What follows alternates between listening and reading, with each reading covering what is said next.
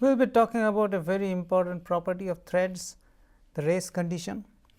In order to understand race condition, we will have to remember that whenever two threads are created from a particular process, they share the code, data and heap. The stack of the threads of each individual thread is not shared, it is private to a particular thread. So, if we talk about two threads T 1 and T 2, and if we say that the thread T 1 has a code segment, global data segment, it has a stack and a heap, then thread 2 is generated from the same process. Then what we will have is that thread 2 shares the code, the data, but only has its private stack, it is not shared, and it also shares the heap. So, when thread 1 and thread 2 share stack, the problem with that is that the local variables that are updated in each thread are stored in the stack. So, when they have their private stack, they can update the local variables in their own, but when the values of the local variables are used to update the data or change the directions of the code, then there is a conflict. The reason being, thread 1 can execute in parallel with thread 2, but have two different values for the local variables. So, if they differ between the values of the local variables and then they go back to write the global data or change the direction of code using some if condition, then there is a conflict. There are typically two types of conflict that we will talk about. The read write, write read, these are the same conflicts, and the write write conflict. So, the read write, write read means that a particular thread has a variable that it wants to read. On the other hand, at the same time another thread tries to write into that variable.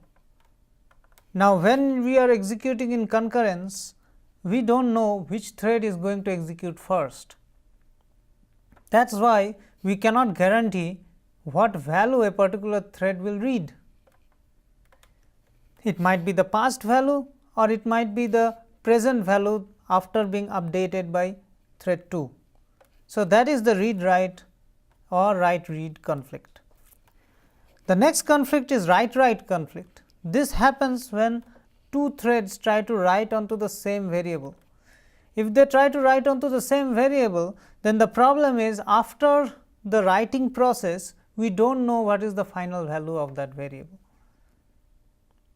This is because we do not know exactly in what sequence thread 1 and thread 2 wrote into that variable. So, let us take some examples of this. Let us consider that these are two threads, x 0 is a shared global data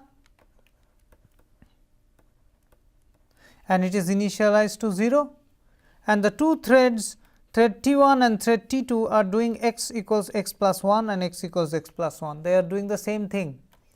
And then after the two threads are done, we print the value of x. Now, the question is, what are the possible values of x?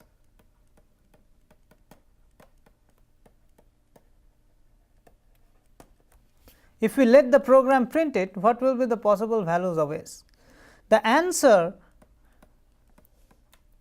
is x can be either 1 or 2. There is no way to determine what is the value of x. Now, it is very easy to understand why it will be 2. If thread 1 finishes first and then thread 2 finishes. So, if thread 1 finishes first, then x will become 1, and then if thread 2 starts and finishes, then x becomes 2, and when after that if you print x, you will find 2. If the operations occur in the reverse order, for example, T 2 finishes all these lines of code including x equals x plus 1. If T 2 finishes first, then x becomes 1. On the other hand, if T 1 follows T 2, then x becomes 2 and you get the output 2. but it is non-intuitive how you can get the output 1. Now, in order to understand how you can get the output 1, you will have to see that this statement x equals x plus 1 is not a single statement.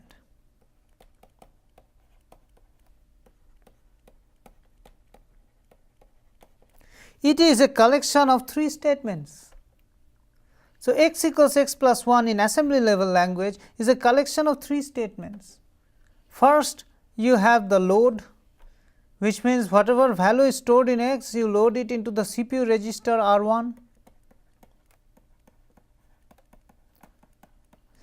Then you add 1 to the CPU register R1. So, R1 takes the value 1, and then finally, we use the store command to store whatever is the value inside R1 to x, and after this operation x gets the value 1.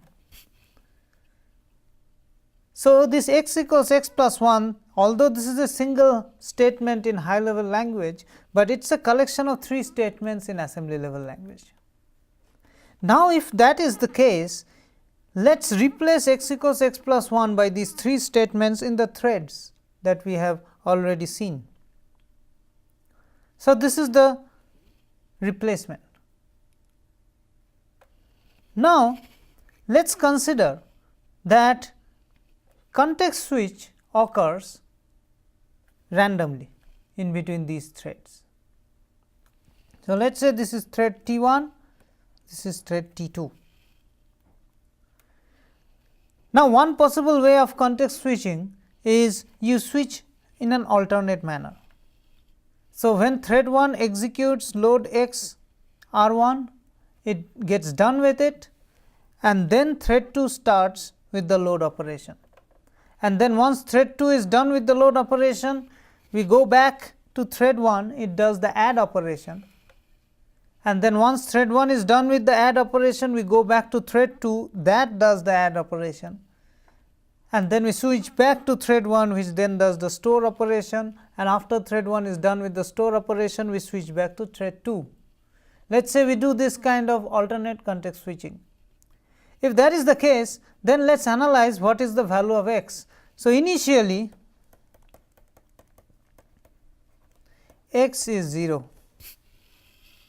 Now, let us first execute load x to R1.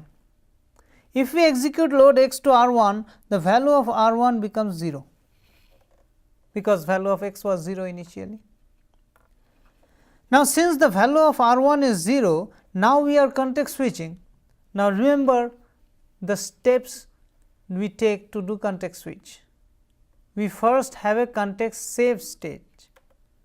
So, when we have a context save stage, there are 3 instructions allocated to context save. The first instruction is take the CPU register R1 and store it into the TCB of thread 1, and where will you store it? In the R1 field.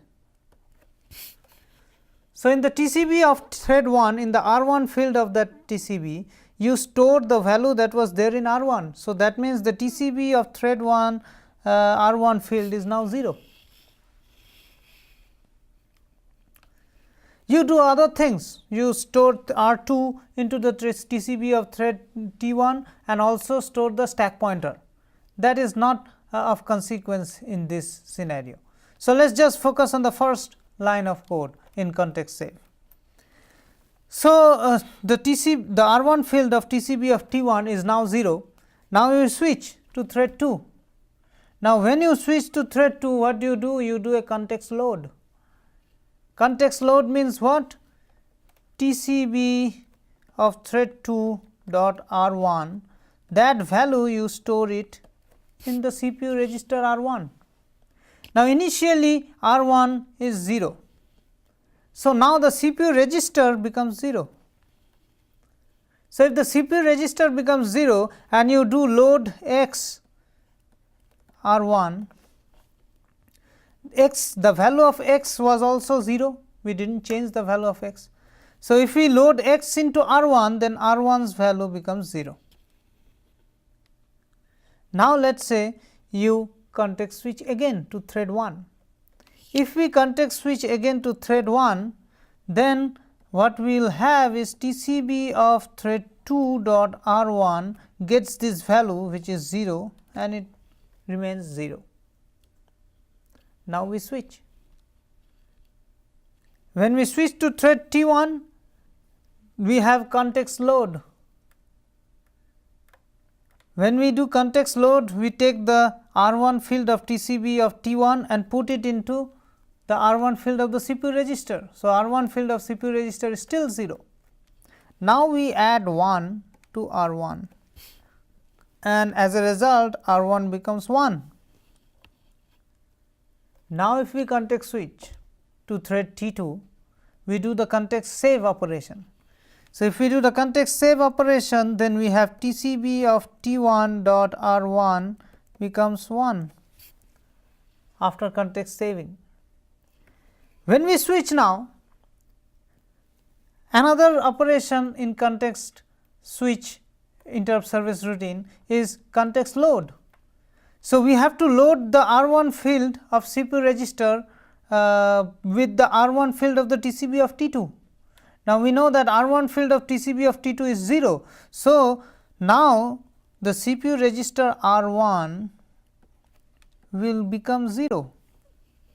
It was 1 previously here in thread 1, but since we did a context load from thread 2, R1 became 0. Now, we add 1 to R1. So, R1 becomes 1. Now, we context switch. If we context switch, we do a context save. So, now TCB of thread 2 dot R1 became 1. We do a context load when we switch to thread 1. If we do context load, then R1 gets the value of TCB of T1 dot R1 and that value is 1.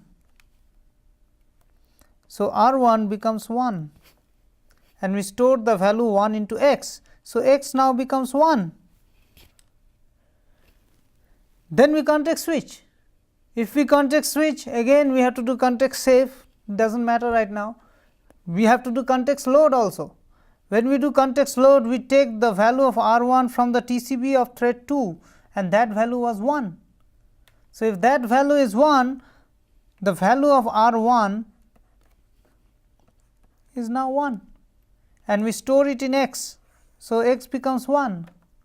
So, now for both the threads T1 and T2, x is 1. So, now if we print x, we will get the value 1. So, that is how the indeterminism comes into picture when you have race condition.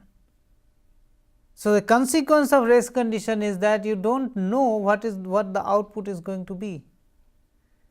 That is the biggest problem with race condition and that is why we do not want race condition. That is one of the biggest problems in concurrent execution. Now, you might think that the race condition is only due to threads. So, that means it is a problem of coding. If you code better, then you will never have race condition. You might think like that, but the problem is far deeper. It is not a coding problem. If it was a coding problem, we would not have discussed this in operating system class. We would have discussed in some other programming classes. But this is a serious problem, this is not just a coding problem. So, if we consider two processes, we can see that this race condition can happen in kernel threads also. Now we will see that kernel threads do not share anything, they do not share code, they do not share heap and they have their private stack. So, kernel threads, even if they do not share anything, they can still have race conditions. How can they have race conditions? Let us analyze. So, let us say there are two programs P1 and P2 and this is the memory map of a particular program P1. So, you have some data, you have some code and you have some stack heap, all this is in the kernel. It is in kernel memory, because these are kernel threads. So, if these are in kernel memory, then what we can envision is that program P1 has a system call, say system call S1. Program P2 has the same system call.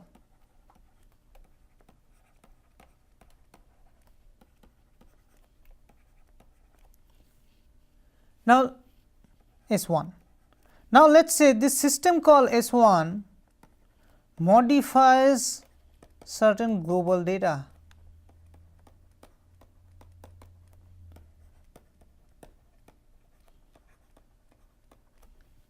Example of this global data may be some operating system memory, some data, some bits stored in operating system memory. So, let us say this system call S1 modifies certain global data. Now, you have two kernel threads which are calling the same system call. You do not know in what order they are going to be executed, and this system call is updating global data. You end up with the same race condition problem. So, even if kernel thread P1 and kernel thread P2 are not sharing anything, since they call the same system call and that system call is changing some global data in the operating system memory, you still have race condition. So, race condition exists regardless of your coding mechanism. It exists in kernel threads as well, which do not even share any memory. So, it is a far deeper problem. So, we need to tackle this race condition.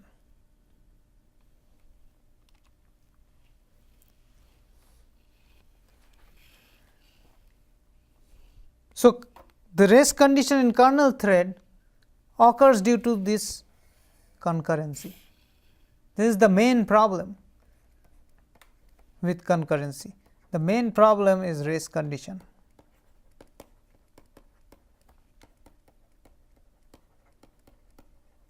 And this entire module is dedicated to solving this race condition problem and figuring out different algorithms of how you can schedule, how you can synchronize processes, so that you can avoid race condition. Now, there is one important property of race condition called linearizability, whether a race condition is linearizable or not. So, consider two examples. In one example, there are two threads, thread T1 and T2, they are sharing global data, and this x has a value 0. Let us say T1 does x equals 0 and T2 does x equals x plus 5. And then after they are done, so they do something else. After they are done, they join and the main thread does print x. Now, this program can have two different values, the output. It can be either 0 or 5. Now, if it is 0,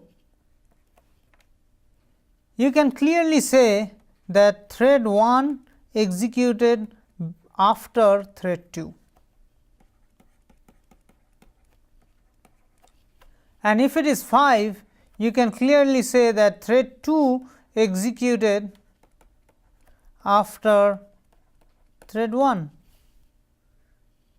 So, if by looking at the output you can infer which thread executed first, or you can infer an order of execution of the thread, that kind of race condition is called linearizable race condition.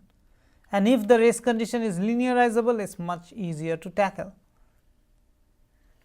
Other forms of race conditions are non-linearizable race condition. An example for that is, let us say again you have global data x equals 0 and you have a thread 1, thread 2, and instead of doing x equals 0, let us say thread 1 did x equals x plus 1 and thread 2 did x equals x plus 5. The possible and then after that they do print x. The possible outputs can be 1, 5, 6, these 3 can be the possible outputs. Now, if you see the output 1 or if you see the output 5 or 6, can you tell which thread executed first?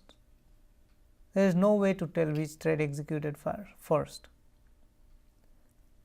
So, that is why this example is not linearizable. In race conditions, we will design solutions first to avoid race conditions, but if we cannot at all avoid race conditions, we will have to come to a situation where the program becomes linearizable, which means by looking at the output we can say which thread executed first. So, this gives another example of linearizable race conditions. Both the threads in this case are doing x plus plus. So, the result can be either 1 or 2, but seeing the result it is not possible to say which thread executed first. So, in order to prevent race condition, we will talk about 2 basic solutions: atomicity, which is a hardware based solution,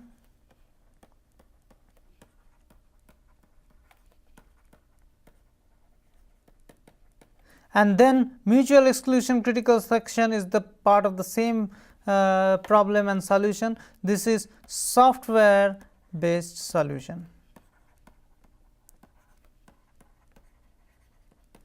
So, by hardware based solution we mean that in order to solve race condition you have additional hardware, and by software based solution we mean that there is no additional hardware. Just by writing better threads, by writing better algorithms, we solve the problem of race condition. We will see these 2 solutions, 2 types of solutions in the subsequent videos.